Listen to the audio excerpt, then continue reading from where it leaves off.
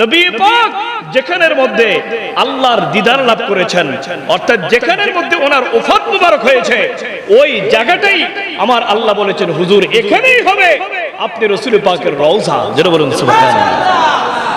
আমার নবীর রওজা যেখানে, আমার নবীর কবর শরীফ। নবীর কি কবর? বলেন নবীর কি? আজকে আমাদের দেশের কোন কোন আলেম কয় নবীর কবরে রওজা বললে এটা নাকি বেয়াদবি হয়। যারা বলেন নাউজুবিল্লাহ। ওরা বলেন নবীর কবরকে কবর বলতে হবে, নবীর কবরকে রওজা বলা যাবে। আর যারা বলেন নাউজুবিল্লাহ, কি নাউজুবিল্লাহর আওয়াজ এত আসছে কেন? নবী কি আর আমাদের মতো নাকি? আর যারা বলেন আমাদের মতো নাকি? আচ্ছা, কবরও কবরস্থান আর রওজাও কবরস্থান, দুইটার অর্থ প্রায় সেম। কবর অর্থ যেখানে উনি শুয়ে আছেন, এটা বুঝি তো আমরা। কবর কাকে বলে? যেখানের মধ্যে কোনো মানুষকে রাখা হয়। তো আমার নবীকে যে জায়গায় রাখা হয়েছে এটা তো কবর শরীফ। এটা কবর নয়, এটা কবর শরীফ।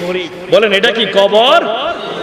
আরে ভাই, কবর তো ওরও হয় যে আজকে এশার নামাজ না পড়ে, ফজরের নামাজ না পড়ে আগামীকাল মরে যাবে, তাকেও আমরা বলি কবরে দিছি।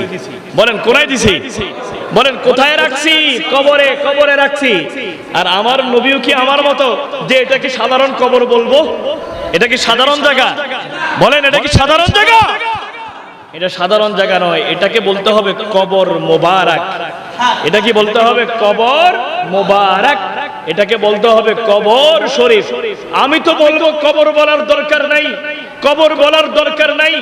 আপনি দেখেন আজ এই মুহূর্তে আপনি রাসূল পাকের রওজার সামনে গিয়ে যখন দেখবেন রাসূল পাকের রওজা মুবারক থেকে রাসূল পাকের রিয়াজুল জান্নাহ, আল্লাহর দুনিয়াতে যেই জায়গাটাকে নবী বলেছেন এটা জান্নাতুল ফেরদাউসের টুকরা। সুবহানাল্লাহ।